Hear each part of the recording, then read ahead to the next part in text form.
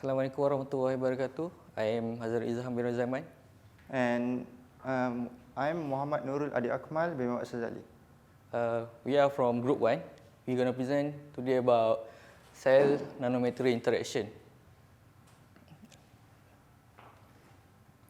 Okay. For the introduction, what exactly is the nanomaterial? Well, the nanomaterial is the material that have nanoscale.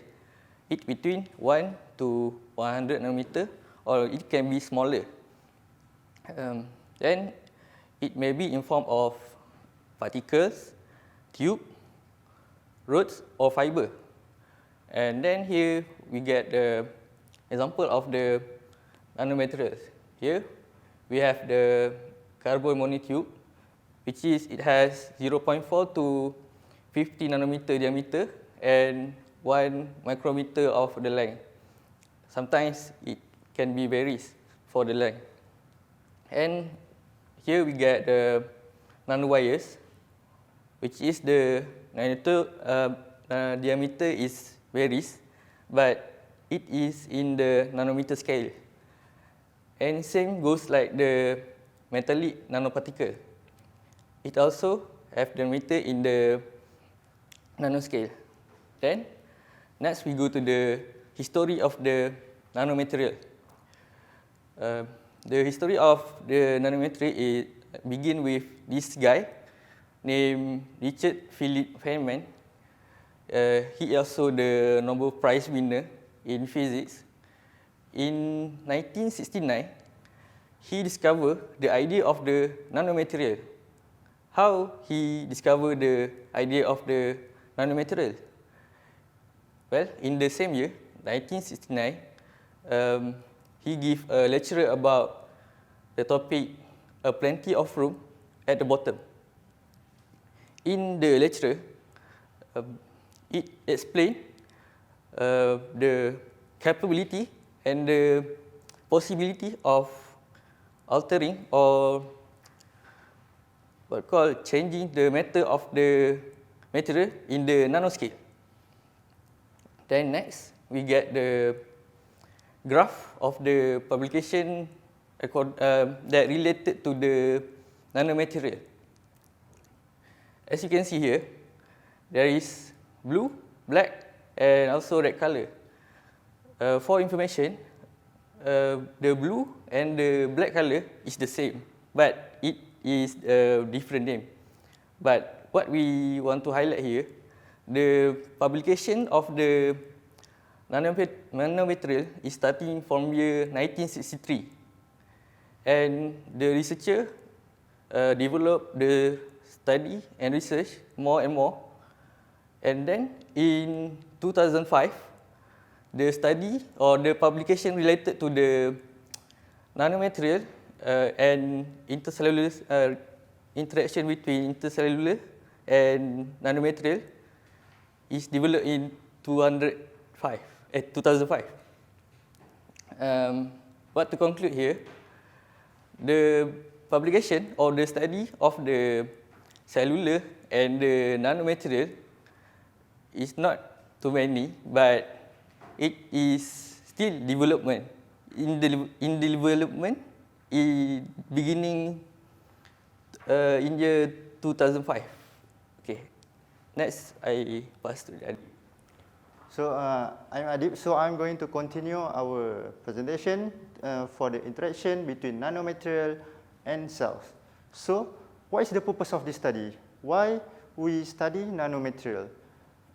Everything we do, we need a purpose to pursue. And then for the first one, in everything we study, we need to firstly take in consideration of the safety first. So for the nanomaterial, as we all know, nanomaterial is a very small particle. So we need to put it into consideration because it is very small and it is very hard for us to handle and to control it variables over the time, because small things can cause big things. So even it is a very small particle, however, very small particles can affect big things since it has a high surface area. Then next is the analysis concept. what is a nanomaterials? As we all know, nanomaterials is a very small particles that we can use for our studies. Like for example, like we all know, a computer chips, a very small one. It has a lot of processing unit. Even a small one can process a lot of threads for computing a processing unit. As we give a commands, it can run like there is 64 cores and 128 thread. So from there we can see that a very small one can cause a lot of productivity. And then for the next purpose of study is the mechanism. How is the mechanism of the nanomaterials? The mechanism is like the very small nanoparticles. We cannot see it through our bare eyes, but we can see it through the passing through of the electron that we use in a machine like Sem. Like we understand the morphology of the nanomaterials. And then next is the purpose of study is application. What we can apply by understanding the nanomaterials. As we can see here, the smaller the particles, the smaller we can compress. We can save space. We can work more efficiently through the production of anything we do. Then this is the example of the biological samples. Like we have blood, urine, stool. All of this we can use it to apply by using the nanomaterial studies. We can see through the DNA like in blood, and then for other like quantum dots for checking the magnetic fields. Then this is under the signals and transducer. This is the example like the chip of the CPU. It's a very small one. This is the small one is like 1/10 of this duster. And then for the relation of nanomaterial with the DNA, like a very small one, this one. However, this study is still ongoing and need to be considered for the safety, since it is very small and we change a lot of nature law, so we need to consider a lot of safety precaution. This is a few of terms that we need to understand, which is like cytotoxicity, the quality of being toxic to cells, and for reactive oxygen species ROS. Very small particles can be very reactive and cause cells to have a decreasing of oxygen, since it takes the oxygen. And the morphology is like the surface, the shape of the surface that we can scan for the nanomaterials. And then quantum dots. Quantum dots is a very small particles that we can check the signals. Then next, we get back to next is factor influence the interaction. There is 4 factors that influence the interaction, which is we have size, shape, type, and surface. For the first one is size. Like I have mentioned before, when the size is very small, it has a more surface area for the reaction. Like for the big size, it has lesser interaction of surface area. And then for the shape of nanomaterial, this is just the example of 9 types of shape. But for each type of shape, it has its own attribution, and it can like it has its own parameter. Like when they want to interact with each other, you need to have a higher surface area to increase the reaction. And then we have surface type. We have 2, chemistry surface and the charge surface. For the chemistry surface, we can increase it like chemistry surface like the electron charge, which is like H2O. We can change it if we want to change H2O like H2 and oxygen only. And then the types of the nanomaterials. We have a medium, concentration, temperature, and pressure. When we change the medium from like micro to nano scales, we can increase the capacity of the concentration because it has a smaller particles. Then to increase the reaction, we can change like the pressure and the temperature. This is 4 factors that can influence the interaction to increase the reaction or to lower the interaction. Okay, next, get back to Hazarul. Now I will explain about the toxicity and the safety of the nanomaterials. First question that from my mind is, the nanomaterials are toxic? We cannot simply give the answer yes or no because the toxicity of the materials depends on the chemical nature of each particle itself. It means the particle, nanoparticle of the, for example, gold and the argentum is not same in terms of size, solubility, structure, surface condition, and it is just same just like the previous slide where Adib explained just now. The example, the close example that we can see in our daily life, the toxicity of the nanomaterial is just like a cigarette itself. Approximately, there is 8.8 times 10 to the power of 9 the nanoparticles in the single cigarettes.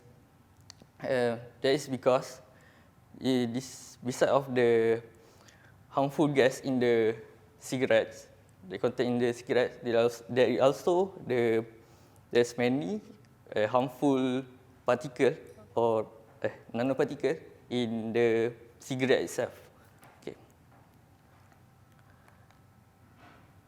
Okay, now we go to the how the nanomaterials does toxicity. First, according to the previous slide, we can relate it is the inhalation toxicity, where the nanoparticle can enter our respiratory system. When this nanoparticle enter our respiratory system, it maybe can cause the many bad effects such as lung cancer, oxidative stress, damage to our alveoli, and others. Next is the dermal toxicity. The nanomaterial also can enter our system, our body, through skin because in our skin there is a small pore that the nanoparticle can enter. So it also can give a bad effect such as skin irritation. Next, for the ingestion toxicity, it's simply just like the other dermal toxicity and inhalation toxicity, it enter our digestive system and it may cause the health related to digestive system to our body. And lastly, the environment toxicity. If this nanoparticle is sprayed freely to the environment, it may cause the damage to our ecosystem, such as our ecosystem. Okay. Next, I will pass to Adib. So I'll be continuing our discussion to application of nanomaterials, biology, and medicine. So the first one, we have a nanobio interaction, in silico and in vitro analysis. So for this in silico analysis is the term for the simulation using a computer. Like we want to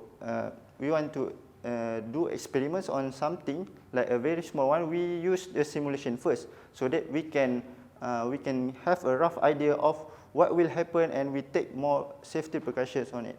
So next is the screening strategies. Screening strategies is basically on the morphology itself of the nanomaterials. What can we conduce from the nanomaterial itself? What is the morphology of it? And the morphology, like what is the shape, the size?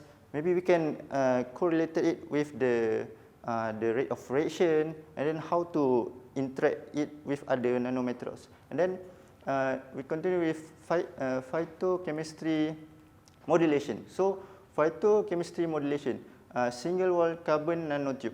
So for the single wall nanotube, it's just like a layer which is only one atom as a layer. This is a single carbon nanotube. This one helps with the screening strategies for us to see through the microscope, like electronize it, the samples. Then the next is the selection of the nanomaterials. For the selection of nanomaterials, we can use phytochemistry modulation, which currently have been like few use of the phytochemistry to decide the selection of the nanomaterials to be interacted with. And then next is the interaction of nanomaterials. This is the correlated with the selection of nanomaterials, but this is the application which is the pharmacokinetics. This is newly introduced to our industry, which is pharmacokinetics. The terms itself means the long terms of the effect of the nanomaterial itself. Does it give us toxicity when we consume drugs and it is distributed throughout our body and to a certain tissues?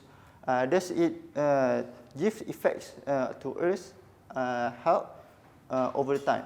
Then next is the optically and chemically modification. When we want to optically and chemically modify the nanomaterials, does it change the reactivity and the stability of the nanomaterial itself, the particles? Will it be more reactive, or it will give us more benefits through the modification? And then next is the mammalian cells. As we all know, we use like antidotes, like vaccines. We extract from the mammalian cells itself. Like for the nanomaterials, we change DNA of the mammalian cells to increase our vaccines. Does it give us toxicity over the time, since human is a very have a high adaptability towards the change of our bodies itself. Next, this is the example of the like our real life right now. This may be like a theory, like in our current technologies, but in future this might become a reality. Since like an Iron Man, how can a very simple suit can do a lot of things? This might be happening if we conquer the nanomaterials technology. And like this one is a crisis. This one is like a battle soldier suit. However, this battle soldier suit will over the times it gives toxicity to the body, since it has an excellent armor, and then change to high speed. It changed to the human capability. It increased the potential of a soldier. But however, if the change is dramatically suddenly changed to our body, it will also give us a few diseases, like disease of a nanoparticle exposure. When we expose too much to the nanoparticles, it can cause us to have toxicity throughout our bodies over time. Next, I pass to Hazarul. For the last slide, it's about the future and the challenges in the nanomaterials. The first point is the scaling up of the nanomaterials production. In scaling up of the nanomaterials, it requires a specific equipment to give a much nanomaterials can produce. Second is the nanomedicine development. As we know, the most contribute nanomaterial is in the medicine. So if we develop more the nanomaterials, it maybe can give more benefits in the medical area. And next is the safety and toxicity. because of the new nanomaterials that can be discovered, it also can give more study about how dangerous of something of the new nanomaterials. So the study is needed, and also there is study that discover the nanomaterial that can give energy and environment application, such as there is a battery that use the nanomaterials. And lastly, the common one is the nanomaterial development. This must be done by more researchers in order to get more benefit of the nanomaterials. I think that's all. Thank you.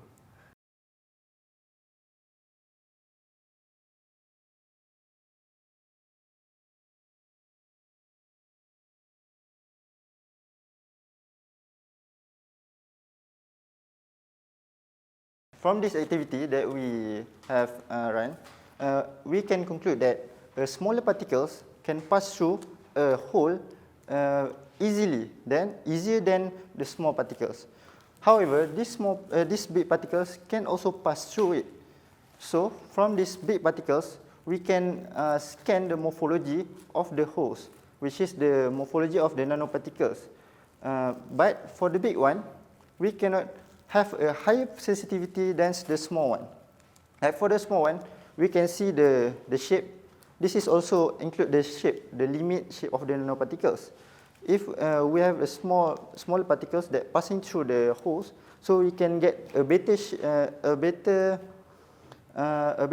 image of the morphology. But if we have a big one, we have like the precision and the sensitivity will be lesser. Okay. Assalamu alaikum everyone, thank you for joining me today. I will be presenting on the topic of aramid yarn and their surface modification. As we know, aramid yarn, called also aromatic polyamide, they have exceptional properties like high tenacity, high mechanical strength, and anti-corrosion properties. They are used in different industries like aerospace, automotive, marine rope. However, these fibers are not without their limitation, like poor adhesion and no resistance to certain chemicals such as strong and acid and bases. So the problem statement for this research article is the smooth surface of aramid yarn. Fibers can be difficult to bond with other materials. So there is where surface modification comes in. By altering their properties, we can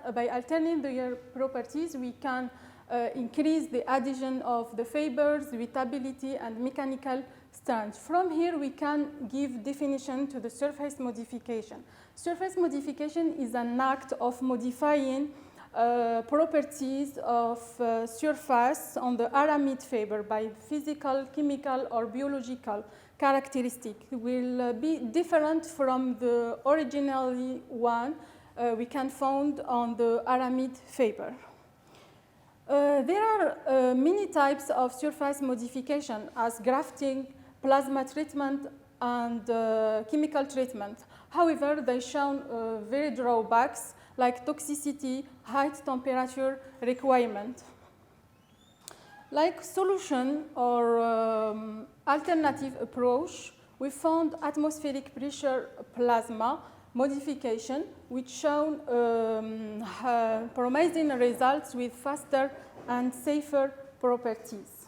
So the objective of the research article were to investigate the effect of non-thermal atmospheric pressure plasma treatment on aramid fiber. Second objective, it was to examine the surface modification of aramid fiber after plasma treatment using various analytical technique. And the last one, evaluate the improvement of mechanical and physical properties of aramid fibers after plasma treatment.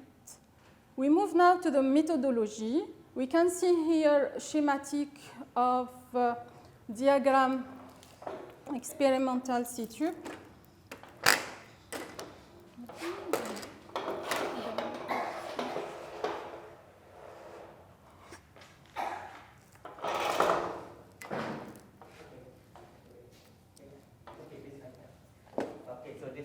Sorry. A little bit problematic here. Okay.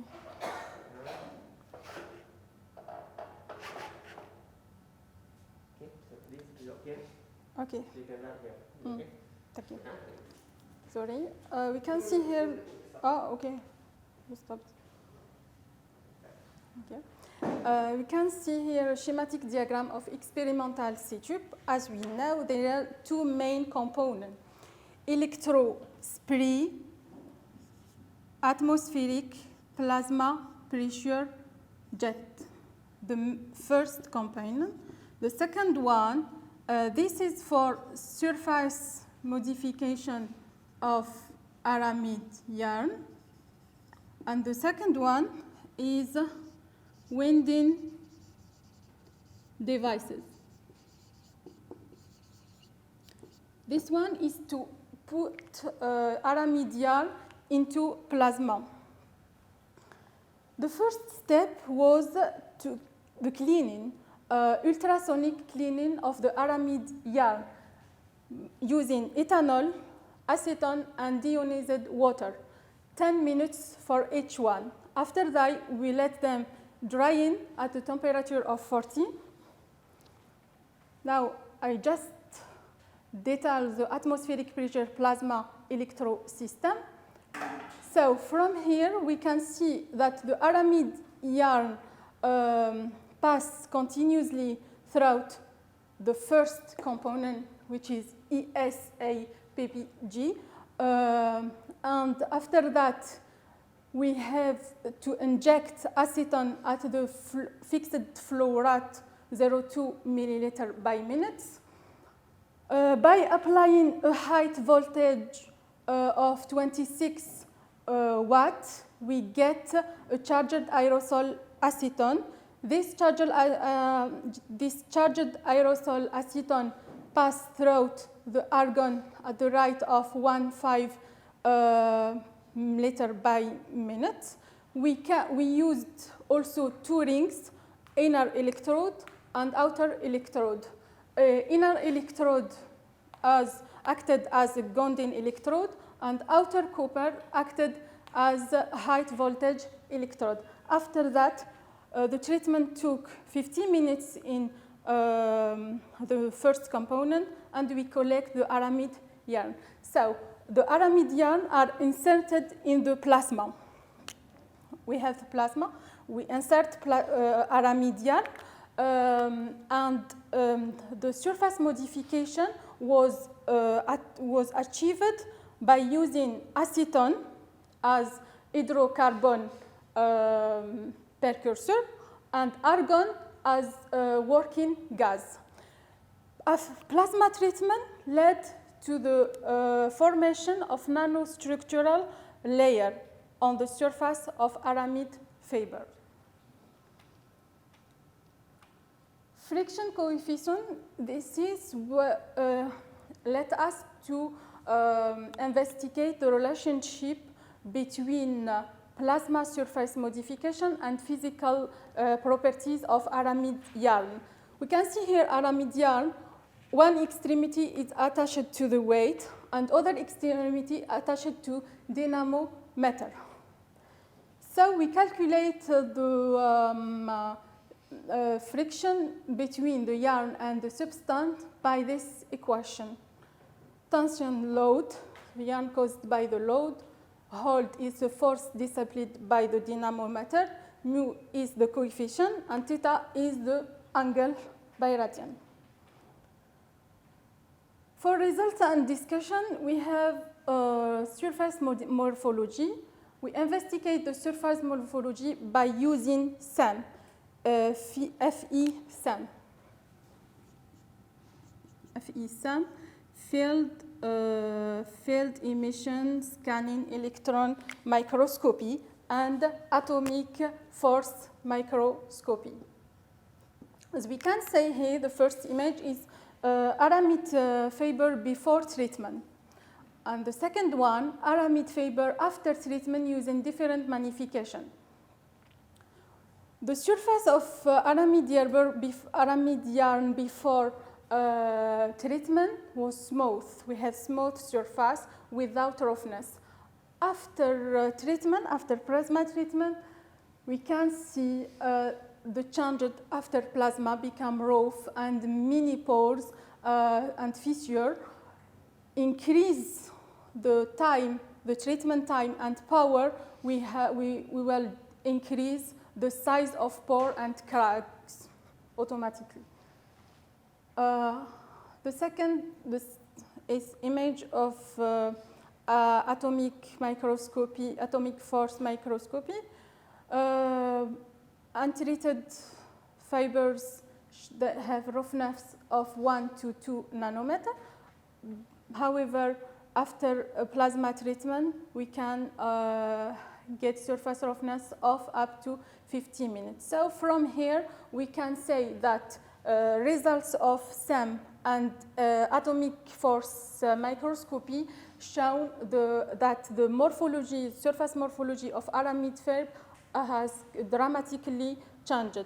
And we can, from here, improve the adhesion and enhance the performance of aramid yarn. Second is the chemical structure. So chemical structure was investigated by using XR diffraction, used the effect of plasma treatment on the crystal structure. We have the same before treatment and after treatment. We can see two strong peaks in the same, before and after. The first one, 20, the second, 22. 20 and 22. Further, the two strong weak peaks, we have two other weak peaks on 29 and 38. So the crystalline size of untreated and plasma-treated sample were calculated using equation. The results show that the crystal size of plant 110 and 200 decreased from 495 to 4 and from 368 to 379. This can be related to the reaction and scission of the superficial aramid chain caused by plasma surface deposition. And before treatment, after treatment, sorry, we can see new peaks in different new peaks in 13, 15. So this can be due to the to the interaction between plasma, which generated hydrocarbon and high energy species with the aramid yarn substance. For wettability test on the plasma treatment aramid yarn, we calculate the water contact angle measurement. So the water contact angle was 151. Water drops were stable on the surface of the plasma treatment aramid yarn. For the buoyancy test of weaved fabric from plasma treated aramid yarn, we can the results show excellent buoyancy test and waterproof properties. So the aramid fiber could freely float on the surface of water, as even the weight, weight as 9 times heavier than their weights. So, for mechanical properties was investigated by tensile test. What is mean tensile strength or tensile test? It's the maximum of strength we can apply it on the sample, sample before it breaks. So before treatment, we can see that the tensile test was increased by 32%. So we can improve here the mechanical properties of the samples. For the friction coefficient, it was 0.145 before treatment and become 0.17. So it increased with increasing of roughness and changing of morphology of the surface. To conclude, we have improved the surface of aramid yarn and hydrophobicity of the aramid yarn by using a new low-cost and friendly method. By depositing a layer of nanostructure, the modified yarn surface chemical was significantly changed, so we can use it in various and different. Thank you.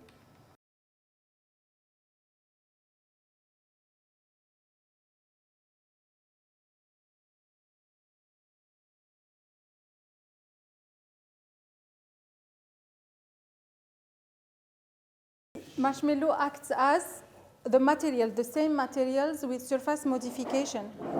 But in surface modification, we try to enhance their properties and adhesion and mechanical strength. What about here in this activity? I think it's the adhesion properties because we need to connect like two structures, so we need an adhesion. So a marshmallow act like an adhesion. Yes, but we search for stability here. Not like in the surface modification, we enhance the properties of mechanical strength and adhesion. Bismillahirrahmanirrahim. Assalamualaikum warahmatullahi wabarakatuh. And a very good morning. So today we are from group 2. My name is Muhammad and today we're going to be presenting about nanopores. Okay, so in this presentation we will be covering 6 things. The first is the introduction. Second, the types of nanopore, the general application, and we will be going into a specific application which is the nanopore in DNA sequencing, and then we'll be looking at the main challenge which is in DNA translocation speed, and finally the conclusion. Okay, so for the introduction to nanopores. So what is a nanopore? So nanopore is made up of the word nano and pore. Nano meaning small or very, very small, and pore meaning a hole and an opening. So the literal meaning of a nanopore is just a pore of nanometer size. You can imagine a hole. You can imagine a hole like this one. Like this is what we call a nanopore. This opening is of a very small size of nanometer. Okay. There are 2 types of nanopore, which is the first one is the biological one, and the second one is the solid state one. We will be going into types of nanopore after this one. And one fun fact to know is that the nanopore is usually found on a thin membrane surface. As you can see from this picture, the nanopore is suspended on a membrane here. This is actually a biological nanopore. Okay.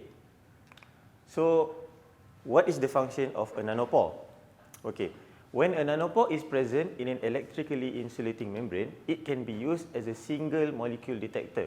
The nanopore can detect changes in ionic current as the molecule passes through it, providing information about the molecule's identity, size, and sequence. So, the main function of a nanopore, it can act as a single molecule detector. So, to do this, we need to have 3 things, which is a membrane for the suspension, an electric current, and also the nanopore itself. From this diagram, you can see that this is the nanopore. This yellow thing is the membrane that we are suspended on. And when the membrane is induced with an electric current, there will be a potential difference over here.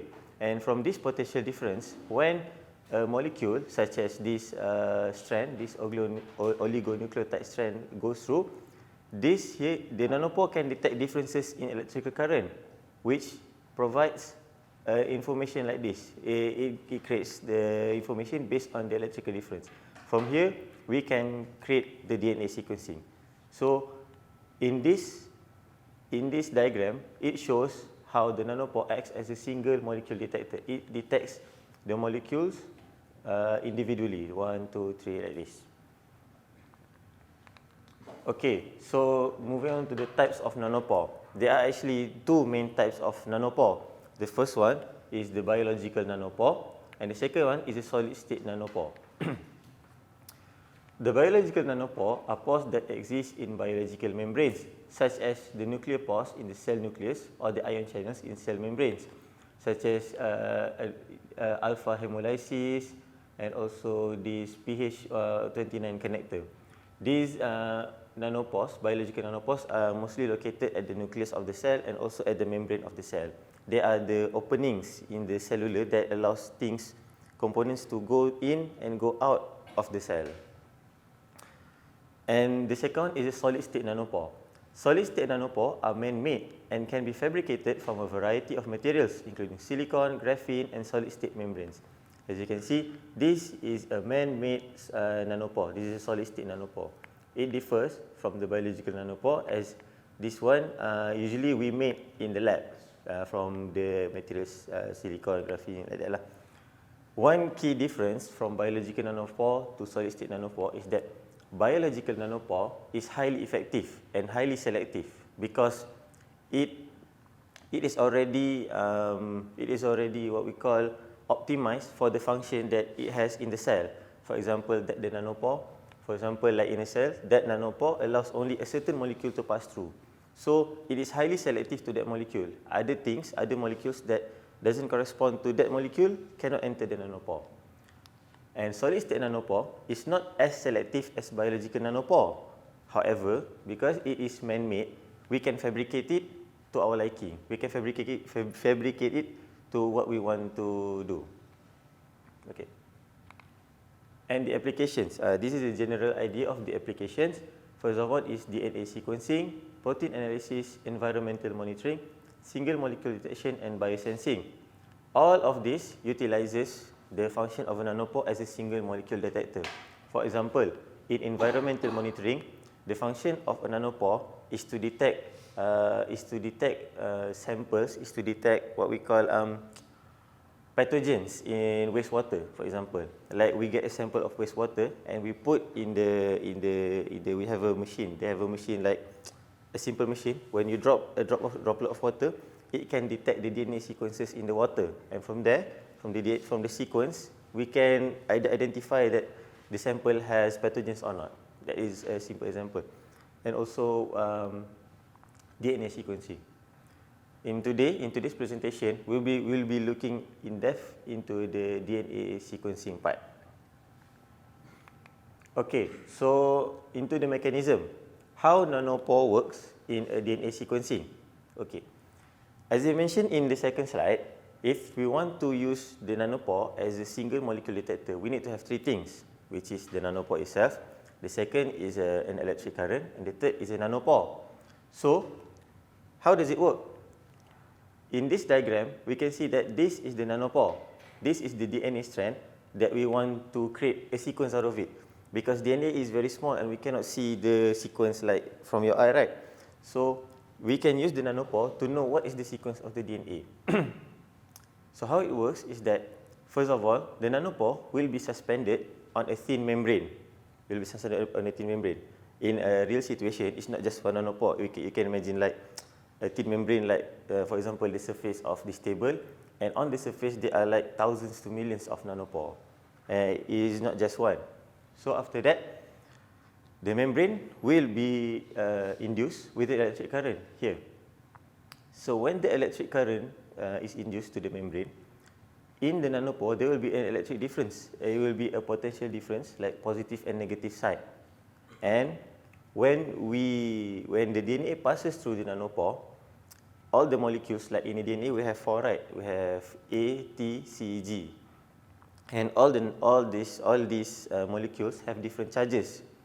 And due to the difference of the charges, they will create a difference here. Like some molecules, like we can see here, some molecules will move to the left, some molecules will just stay stationary, some molecules will move to the right. And due to this difference, from this, we can extract data which looks some like a graph like this, like which shows the positive and the negative. If it is more negatively charged, it will go higher to the positive. If it is more positively charged, it will go lower to the negative side, as you can see from here. And from here, from this sequence, we can identify, we can analyze this graph, and we will create a sequence G, T, C, C, T, A, and so on into our liking. Okay, so just a little bit how a DNA goes through the nanopore. Okay, so first of all, DNA is double-stranded, like a helix, right? It's a double-stranded. So first of all, when the DNA wants to go through, it has to be a single strand, because if double-strand is too big to go through, it is only a nanometer in size. So first of all, the double-stranded DNA will be connected to adapter sequences like this. The function of these adapter sequences is just to bind the motor protein, so that the motor protein can unwind the double-stranded DNA into a single-stranded DNA, as you can see from here. The motor protein unwinds the single-stranded DNA and pushes the single-stranded DNA through the nanopore and enabling the sequencing process, as you can see here.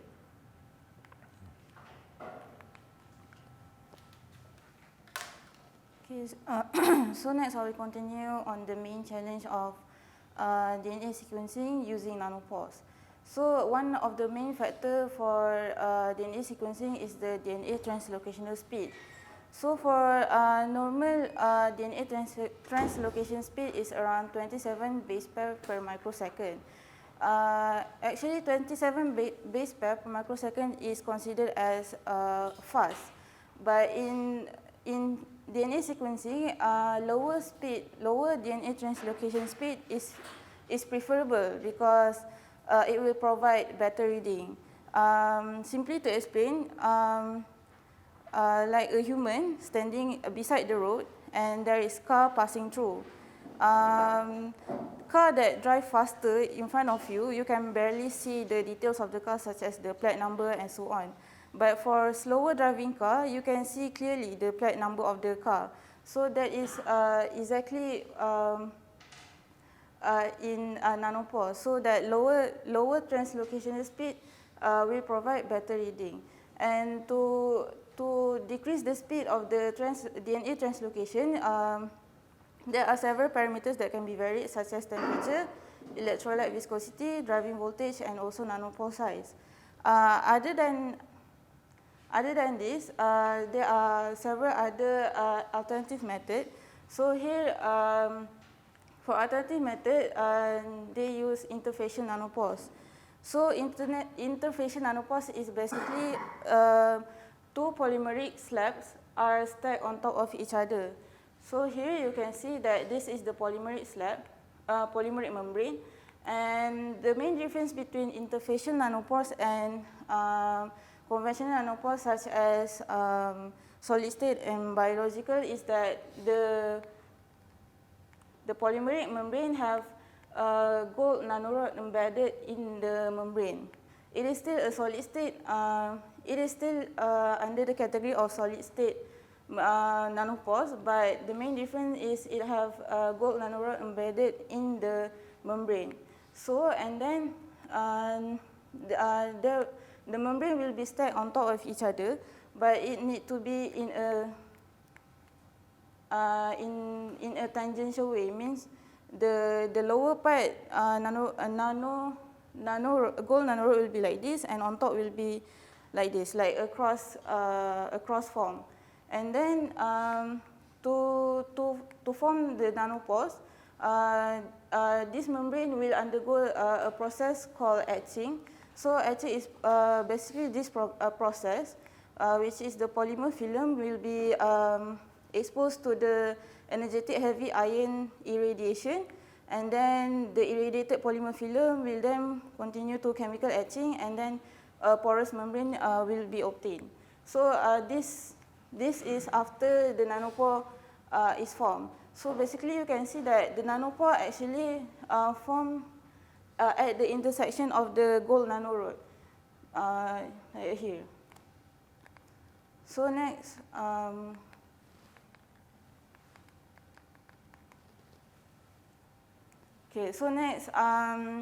DNA sequencing using interfacial nanopore. So first, the method used, they use lambda DNA. Lambda DNA, this is the size, 48.5 kilo base pair. And the nanopore size used is, A is the width of the nanopore, which is 50 nanometer, and H is the thickness of the nanopore, which is 50 nanometer. And the membrane used is the one, the polymeric membrane with embedded gold nanorod. And then it uses lithium chloride buffer solution, and the current applied is 30 millivolt transmembrane potential. So as you can see this graph, the left side is before the current is applied. So before the current is applied, the DNA will not go pass through the nanopore yet because there is no electric current. So this graph, the right side one is during the DNA passes through the nanopore. So you can see there are several peaks here. So this is indicate the sequence of the DNA.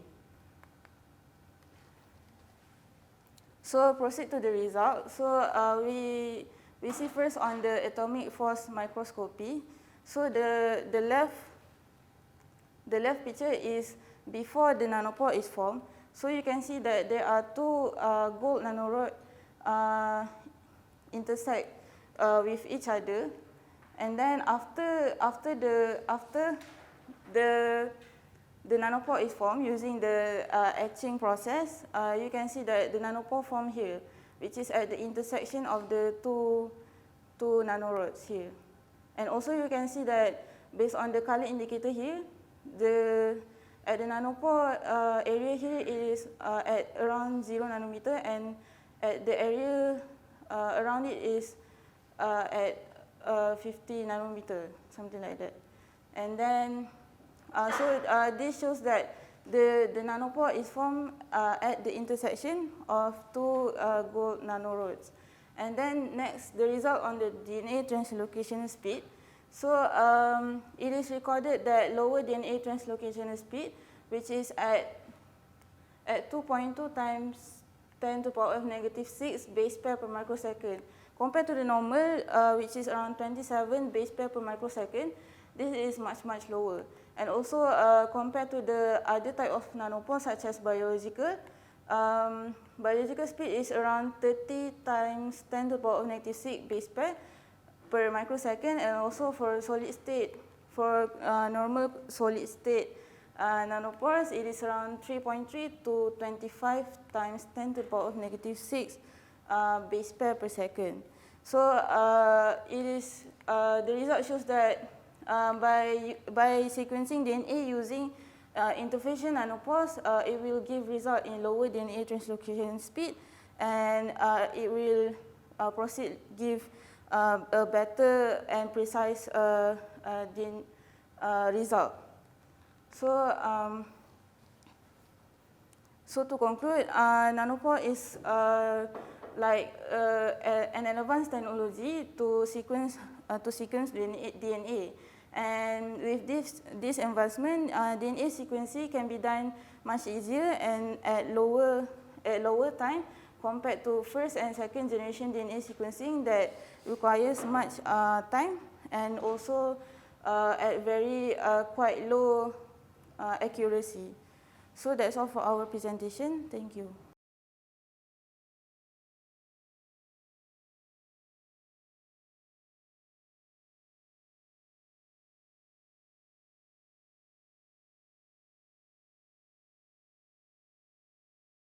I want you to imagine that these colors, green, yellow, blue, and red, represents the molecules inside the DNA, the A, C, T, and G.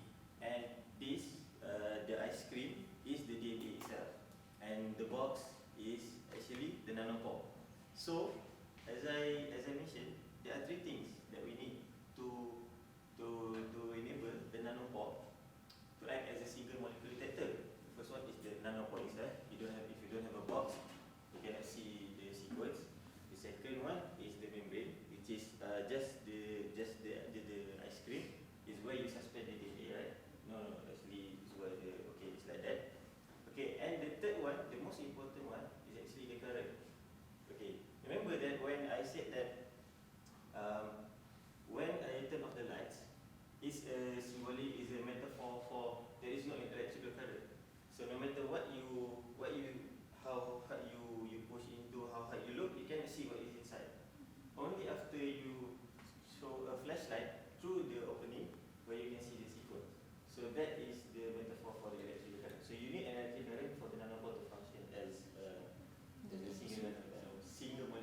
Okay, Assalamualaikum warahmatullahi wabarakatuh. My name is Mama Alif, Azri, Mama Ali. Together with my groups, Farhan and also Balqish. Together, we will present to you guys about nanocontainers. So, there are 6 important components or subtopic that we'll be explaining to you guys today, which is the first one is introduction, the second one is type of nanocontainers, the third one is general application, the fourth one is nanocontainers in drug deliveries, main challenges about using nanocontainers, and also in conclusion. Let's go into introduction. So what is nanocontainers? Basically, nanocontainers is a nanoscale size structure used in biotechnology. Their size normally from range 1 nanometer to like 100 nanometer in smaller size, but in larger size it will be up to 1 micrometer. So they are usually encapsulated for delivery drugs, genes, proteins, or therapeutic drugs for patients. So nanocontainers are also made of, normally they are made of biocompatibility material, which is biodegradable, so they will not harm your body. And also the last point will be they are be able to protect the cargo inside them until they reach their destination. So let's go to the second part, which is types and general application of nanocontainers. So there are 4 general types of nanocontainers available. The first one is liposomes, polymeric nanoparticles, inorganic nanoparticles, and carbon nanotubes. So let's go one by one, which is the first one is liposome. Normally, it shapes like this shape, spherical, vehicle, which made for lipid bilayer. It has encapsulated hydrophilic and hydrophobic tail and head. So basically, they will encapsulate cargo inside this area, and they will send to a specific target cells and tissue. So this is liposomes for the nanocontainers for drug deliveries. The second one is polymeric nanoparticles, which is this one is nanoparticle composed of biodegradable polymers like PLGA and chitosan, have the ability to encapsulate also drugs, also have hydrophilic and hydrophobic drugs, tail to encapsulate drugs. It can be precisely adjusted to control drug release and enhance stability. Let's go to inorganic nanoparticles. So this one, based on its name, inorganic, is usually made from the material like gold, silver, iron oxide, and quantum dots. It possesses unique optical, magnetic, or electronic properties. So make these inorganic nanoparticles suitable for application in imaging, sensing, and targeting drug delivery. So as you can see, like these 3 for drug delivery. So in nanotechnology, these types of nanocontainers are used to deliver certain drugs from their cargo. So it's also functionalized with surface coating and enhanced stability and biocompatibility. So the last one is carbon nanotubes, which is this one is like a cylindrical shape along like a pipe. It's structured with high aspect ratio. It serves as nanocontainer by encapsulating drug also. With their hollow, as you can see, there's like a pipe and there's like what we call a space between it, and it attached them to the surface, which allowed them to release the drug what we call slowly. So it also offers potential for controlled release of drugs. So this is the general types, 4 general type of nanocontainers, and also its function. Okay, so I will be moving on to today we're going to explain 2 types of nanocontainers, which is nanoliposomes and also nanocarbon tubes. So firstly about the nanoliposomes. So nanoliposomes, there are 2 sizes ranges between the small liposomes and large liposomes. The ranges is around 20 to 100 nanometer for the small one, but for the big one, it's more than 100 nanometer. So they have a bilayer structure that is composed of lipidic and aqueous section. So because of this, because of they have a bilayer structure, they can at the same time they can compound the hydrophilic and hydrophobic compounds at the same time or one at a time, like that. So the liposomal structure is mainly composed of phospholipids. So this is the bilayer, which is this is the hydrophilic head, and this is the hydrophobic tail. So this is a bilayer, and this is where the drugs is being contained. So this is the mechanism of where the drugs is being released into the disease cells. So firstly, the drug is being implanted into the aqueous section, this part into the center of the bilayer, and then it is being shielded from the body's aqueous environment of the bilayer structure, and over the time when it continues and to go throughout our system, and then it will deteriorate and release the drug contents into the disease cells. So this is the mechanism of the drug release. So next is for the carbon nanotubes for the drug delivery system. These carbon nanotubes, they have a tubular structure which composed, as we know, from carbon atoms. They can have single or double or multi-cell walls which have a diameter of 2 to 3 nanometer, or multi-wall with a diameter of 5 to 30 nanometer. So these carbon nanotubes, they can be used internally or externally. So this part, this example is how we use it for internally, which we can see the drug is being encapsulated inside the carbon nanotubes. So this image is how we encapsulate the drugs outside, externally from the carbon nanotubes. So this part you can see this is empty carbon structure, and then polyacrylic acid will be grafted into the carbon from a free radical polymerization. And after that, the deposition of iron oxide nanoparticles on the surface make the drugs accessible for it to have an absorption. Do you understand that? This one is the hollow, this empty structure, and then this one, you can see these small things, these small particle things. This is, we graft it with a polyacrylic acid into the carbon nanotubes via free radical polymerization. So when it has been grafted, the iron oxide will deposit on the surface via chemical co-precipitation method, and after that, only after that, the drugs can be absorbed on the surface of the carbon nanotubes. So this is how external function of the carbon nanotubes. So next is according to the article that we searched for, our finding is that nanocontainers have 4 morphologies, which is, the first one is nanofunnels, the second one is nanobottles, nano-separating funnels, and nanodroppers. So every morphology has its own function, such as nanofunnels is like a funnel, yeah. It's like a funnel, but it is in nanoscale, so that so that it can alter the flow of the drugs and all that. So nanobottles, it has a hollow space inside it, so that it can carry drugs or therapeutic drugs and such that. And nano-separating funnels, instead of just funnels, it can separate the drugs based on its specific location. And also nanodroppers also, it's like nano-separating funnels. It can drops the drugs based on its specific location. So these morphologies consist of many kind of materials with its suitability, such as carbon, silicon, germanium, hafnium oxide, silica, and nickel.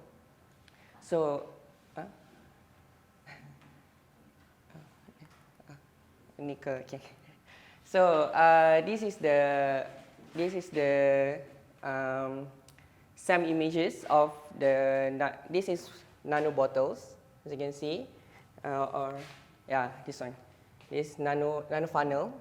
So it has a space here, so it can drop the drugs. So these nano bottles, instead of opening here, it has like a cap there. So it's like a bottle, just like a bottle. So this one is nano-separating funnel. So the drugs will be here, and then it will separate based on its specific location. And this is nano dropper. So this is highly complicated structure lah. So this is the explanation given the example of liposome. So liposome will enter the bloodstream, and they coated by the plasma protein circulating within the blood. This protein alters the structure of the phospholipid bilayer, and then it will release the drugs by leaking it out from the nanocontainers. And then liposomes carriers, when enter the blood, they are often targeted by phagocytic immune cells, resulting in bulk of liposomals. So instead of it can carry the drugs, it being attacked by the immune system, and it can cause a bulk of liposomals. Okay. So how we can combat this? So we can making it more neutral charge, small size nanoliposomes, which is completely stable, so that it can resist the attack by our immune system. And also biomaterials are bonded to the outer layer of liposomes for complete stabilization. Okay, so these are the disadvantages of nanocarriers. So firstly, the manufacturing process of nanoliposomes or any nanocarriers usually involves high mechanical energy because we have to use sonication, homogenization, microfiltration, and etc. So with the high mechanical energy, that may degrade the lipid structure or any structure biologically of the nanocarriers. So the next is the where before the drugs which inside the nanocarriers can reach the target cell, the nanocarrier must travel many natural barriers in the human body. So this part I will explain it by drawing it. So we are going back to the biological class. Can I just take this? Okay. Okay. So firstly, I'm sorry because I'm not pro at drawing, but just be patient.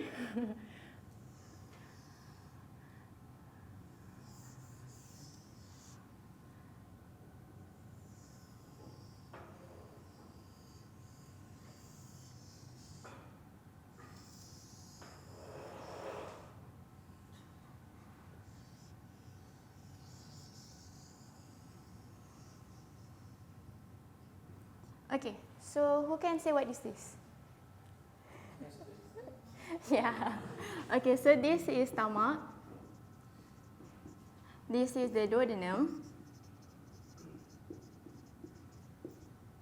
Okay, so this is the small intestine. Okay, so for the drug delivery, okay, as we know, they have many types where we can eat the medicine, right? So firstly, I'm going to, so this part I'm going to explain how the oral drug delivery.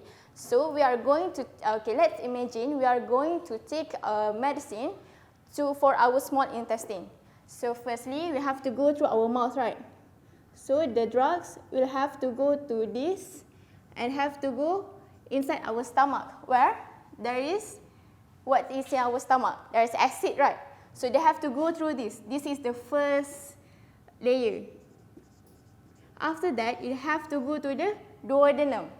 And only after that, it reach the small intestine.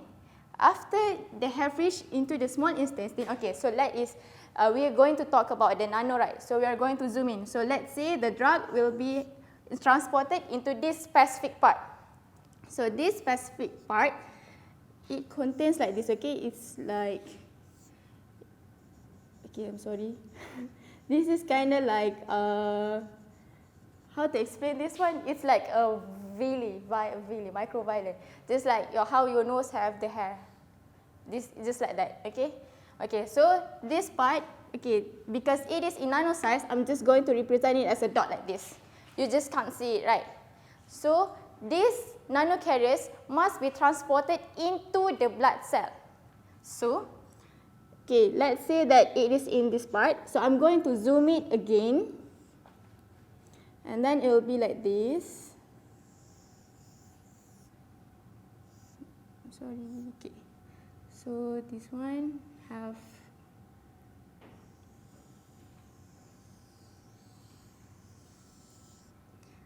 okay. Okay. So this is the cell. This is many cells in here. It's like a cell wall. And this is the blood vessel. This is the blood vessel. This have got hairy again. This called microvillus.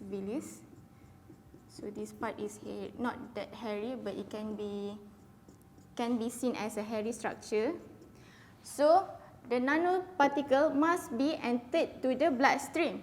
So let's zoom in again. This part. Okay. This part, it's like this.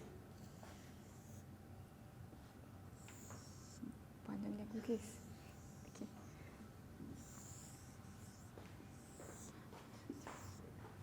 Okay.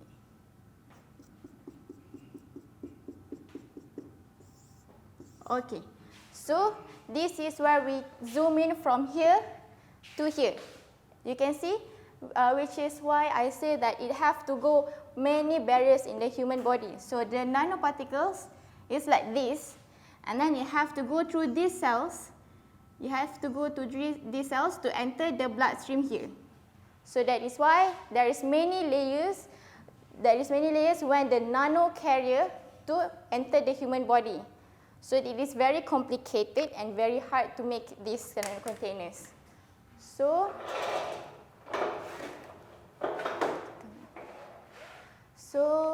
okay, that is the conclusion. The conclusion is that nanocarriers are helpful in the drug delivery, where they can carry the medications to particular targets, which allow the pharmaceuticals to be given to specific organs or cells, but not other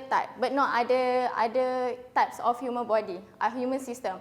So nanocarriers can transport medications in 4 ways, which is passive, active, targeting, or pH specificity. Just like I said that in the stomach, it is acidic, right? So there is nanocarriers that can degrade in the acidic where it meets the acidic requirements. So, and then temperature specificity.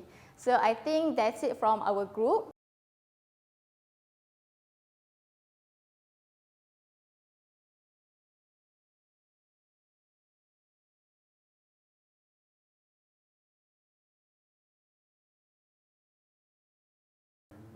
What you can see is that it represents the drug delivery system by nanocontainers.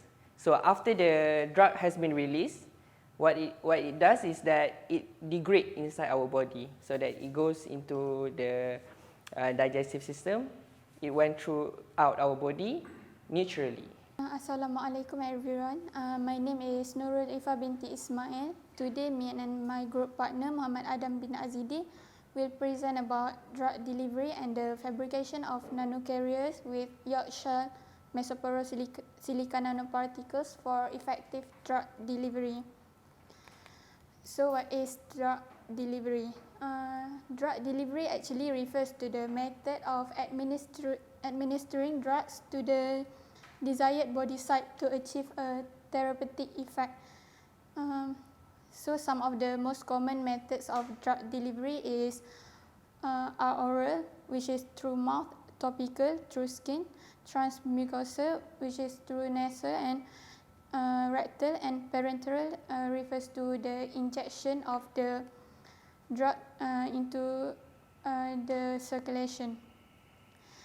Next is the drug delivery system. Drug delivery system actually refers to the technologies that carry drugs into the body. And drug delivery system can be divided into 2 main types, which are conventional drug delivery system and the novel drug delivery system. For conventional drug delivery system, the example is pills, injection, and novel drug delivery system is actually an advanced technique and far better than conventional one. as it increase the potency of the drug, and it gives control release of the drug. And the example of the novel delivery system are nanoparticles and liposomes. This is the drug release behavior between conventional drug delivery system and the novel drug delivery system. As we can see here, this blue line is actually the desired range. So when the drug levels goes beyond this desired range, that drug could be toxic to the person, and when it falls below this range, it actually it would not be that effective. So for conventional drug delivery system, when the drug is taken, it will be immediately released, and the graph will fluctuate in shorter period of time compared to novel drug delivery system. When the drug is taken, the drug will be released sustainedly, and it will the level of drug would be in the desired range for longer period of time. So cancer is the second leading cause of death in the world, and it is expected by 2030 the number of cancer patients would grow up to 22.2 million globally.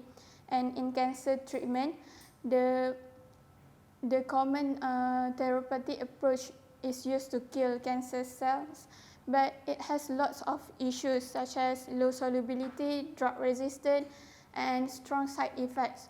So drug delivery systems are being applied as it can increase the solubility of hydrophobic drugs. It can also extend the drug half-life, and most importantly, it can selectively targeting for drug release, which will reduce the side effects on the normal tissue cells.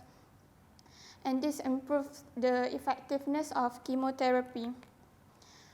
So in the fabrication of nanocarrier for this research, the mesoporous silica nanoparticles are being applied as the drug delivery system due to its characteristic. First, it has facile functionalization, meaning that it can be easily modified. And next is it has adjustable particle size, which drug can be loaded in higher amount. And lastly, it controls drug release over prolonged treatment period. And so fabrication of nanocarriers with York shell structure. Firstly, this is the iron oxide nanoparticles, and these were produced through a modified method. And these nanoparticles will go through coating process, and it will be coated with RF layer that protect the core, the metallic core, the magnetic core, and it also provide control release. And after that, these coated nanoparticles will go through encapsulation process by the hydrophilic mesoporous silica shell, and through swelling and drying of the hexane hexane solution contain TeOS, the hollow structure will be produced between the magnetic core and the shell of mesoporous silica. Lastly, this York shell mesoporous silica nanoparticles will be obtained through extraction and drying treatment. And lastly, on the surface of the York shell mesoporous silica nanoparticles, folic acid, which act as targeted tag, will be bonded via an amide linkage. So moving on from Iffah's presentation, so this is the first kind of analysis of it. So for the synthesis of the nanocarrier, these are the TEM and SEM images of each intervals of preparation or fabrication of the nanocarrier. So the first one being the base iron oxide nanoparticles. So as you can see, it has a rough surface and hollow cavity. And after that, it undergoes the encapsulation of resin. The resin called resorcinol formaldehyde, or RF. And so, as you can see, after the encapsulation of the resin, the iron oxide particles have the shell outside. So that's why it's called yolk shell, because it seems like it has yolk inside and the shell encapsulates it. And so after that is the finalized version of the nanocarrier, which also has the vitamin folic acid via an amide linkage. That is for the targeting function of the drug. So it will go to the specific target sites of the body. So after that, the first the first parameter to analyze the drug delivery system is drug loading. So the first factor being pH. So as you can see, the CPT is camptothecin, which is an anti-tumor drug. It is used as the model drug in this case, and so it is loaded into the nanocarriers. And so this is the graph of absorbance. So as you can see, the black one being the base model drug, CPT, and then there's the nanocarriers at a more acidic pH, and then the CPT loaded, so the drugs loaded into the nanocarriers. Also, it is done at a more neutral pH. So as you can see, the nanocarriers which don't have the drugs loaded into it, it has no readings of absorbance. This is because it is a hollow cavity, and so there's no light absorbed. And so the CPT loaded nanocarriers have absorbance peaks, although not as high as the model CPT, but you can see that the drug loading was successful. And also the CPT loaded nanocarrier with the neutral pH has the highest drug loading capacity. Continuing to the drug loading, also the researchers did the calculation for the amount of drug loading. So the different concentrations of the drugs being loaded into the nanocarriers starting from 0.3 mg per ml at intervals of 0.1 up until 0.7. And as you can see, it has a very steady decline, steady ascent until 0.5 concentration, where it plateaued at more than 0.5. So it means that the highest concentration that the nanocarriers could accept is 0.5. And so the loading capacity is the amount of drug loaded per unit weight of the particle, nanoparticle. So it's the measure of how efficient the nanocarrier is at loading drugs relative to the weight of the nanoparticle itself. And this is also the continuation of drug loading, where the first loading capacities, this is the where I said the resin encapsulation interval, and then the nanocarrier itself, and then the nanocarrier with the targeting function, the folic acid, the vitamin. As you can see, the nanocarrier has a very high amount of drug loading capacity compared to where it's only encapsulated with the resin, but it has a decline when it is linkaged with the folic acid. This is maybe because down to the reduction of mesopore size or the yolk shell structure. And so the next parameter is drug release. So unlike Iffah said just now, the novel DDS, where there's the desired range and more sustained release. So as you can see, the kinetics of drug release from the CPT loaded, this is the nanocarrier, and this is the nanocarrier which is not immersed in hexane. That's just the difference.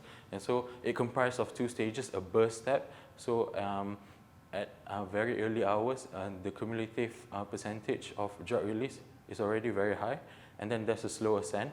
And so it has a more sustained release behavior and lower release rate. This is maybe due to the yolk shell structure. And so the developed nanocarriers can be utilized for more sustained drug release. Now, and so that's the conclusion for our presentation. Basically, the innovative drug delivery system with a yolk shell structure and folic acid targeting was constructed. It has a higher loading capacity for the anti-tumor drug, the model drug. It has more sustained release behavior, and from the analysis and the results, we could see that they have superior loading capacity, targeting capacity, biocompatibility, and has great potential as carriers for drug delivery systems. So fabricating and efficient drug delivery systems and the proposed nanocarriers may be applied in anti-tumor, anti-inflammatory, or antioxidant therapy where it needs more of a sustained release drug behavior. That is all from us for our presentation.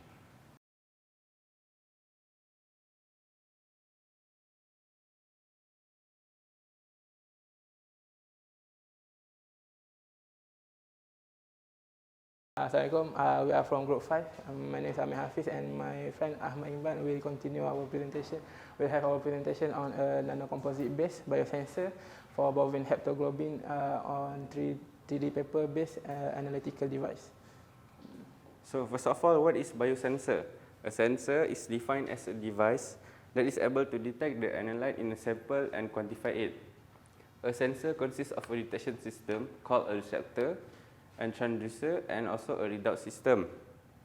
In biosensor, the receptor is a biological element and fixed on the converter in different ways. The main goal is to establish a close relationship between the biological element and the sensory surface. Nanostructure has been used in the structure of biosensors today. The main purpose of using nanomaterial is to increase the stability of biomaterial and the catalysis and the process at the same time, and also improve the electron transfer. Nanoparticles have an important role in the surface absorption of biomolecules due to their large surface area and also high free surface energy. So there are three types of biosensor. The first one is optical technique. So analyte-receptor interaction can lead to changes in optical properties such as intensity or frequency. Second one is mass-sensitive biosensor. This method is based on using piezoelectric crystal. These crystals vibrate at a certain frequency due to the application of an electrical signal. And lastly is electrochemical sensor. So the receptor induces electrical signal in the presence of absence of the analyte. So back to our research paper. So haptoglobin is an important bovine acute phase protein, AAP, that is stimulated by inflammatory mediators and associated with an initial reaction to infection, inflammation, or trauma in beef and dairy herds. Increased serum levels of haptoglobin has been reported to associate with bacteriological culture results and major pathogen infections. Therefore, haptoglobin has been used as a marker of the bovine acute phase response induced by various diseases in cattle or cows. So the problem is, so as I mentioned earlier, that haptoglobin can be used as early detection of infection and detection for cattle. So traditionally, haptoglobin can be assessed directly by antibody detection using ELISA, but it consumes time and costly. So the biosensor is a powerful and versatile diagnostic tool in biology and medicine because it is rapid, highly sensitive, and selective. Recently, nanomaterials have been widely used in various types of biosensor for biorecognition events. Nanocomposites offers many advantages such as low cost, ease of synthesis, and good biocompatibility. I will continue this presentation with the methodology that is used by the researcher in this study. First, we have the synthesis of the gold nanoparticle, where the gold ion is being reduced into gold nanoparticle using reducing agent, which is triethanolamine. Next, to produce the composite of the gold nanoparticle and also the MWCNT, the gold ion is being stirred together with the MWCNT so they can attach to the surface of the MWCNT from the electrostatic force. And then they are being reduced into the gold atom. Next, we are going to bind the anti-haptoglobin conjugate into the nanomaterial, and then we also add bovine serum into the nanomaterial. The purpose of this binding is to have the selectivity of the haptoglobin, so the haptoglobin will attach to the nanoconjugate of the nanomaterial instead of the surface of the nanomaterial itself. This is the fabrication of the nanomaterial into the chromatography paper. They are folded together to make a vertical flow of the chromatography paper. Next, the calorimetric assay of the bovine haptoglobin. The nanomaterial, in the absence of the haptoglobin, will attach to the haptoglobin that is immobilized on the surface of the chromatography paper and produce a blue color. Meanwhile, at the presence of the haptoglobin in the medium itself, it will compete with the surface haptoglobin in the sample, and then it will reduce the intensity of the blue color because the nanomaterial cannot attach itself to the surface of the chromatography paper. And then from this difference in inhibition and the intensity of the color, we can make a calibration curve which is proportional to the concentration of the haptoglobin. And then the biosensor can detect how much can estimate the concentration of the haptoglobin in the sample that we are that are present in the sample. This is the result and the discussion. First, we have the transmission electron magnification microscopy. The A is the gold nanoparticle, B is MWCNT, and C is the one that is used, which is the composite of the gold nanoparticle and also MWCNT, multi-wall carbon nanotube.